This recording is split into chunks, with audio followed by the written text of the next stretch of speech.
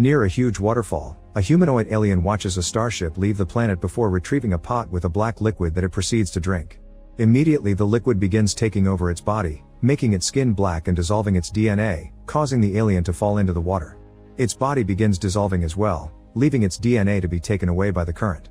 In 2089, a team of archaeologists led by Doctors Elizabeth and Charlie find some paintings in a cave in Scotland that are at least 35,000 years old.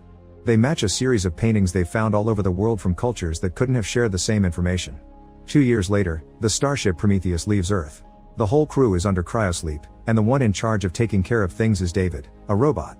He uses his free time to get to learn more about being human, like playing sports, watching movies, dyeing his hair, and learning ancient languages. He also likes to spy on the crew's dreams.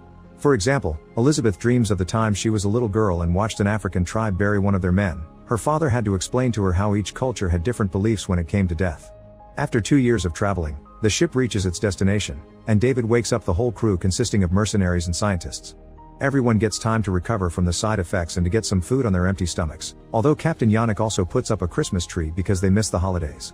This is seen as dumb by Meredith, the person in charge of overseeing everyone's doing their jobs right. Soon the mission brief begins, and Meredith plays a holographic recording of Peter, the CEO of Wayland Corporation, which is the company funding this expedition. He explains that by the time they watch this he's already dead, and that David's the closest thing to a son he'll never have. Peter has always wanted to know where we come from and what happens when we die, which is why he funded this expedition when Elizabeth and Charlie came with him with a theory. The doctors take over the floor and explain the paintings they found all over the world depicted a star map that could take them to a planet with its own sun that could sustain life, and that's where they are now.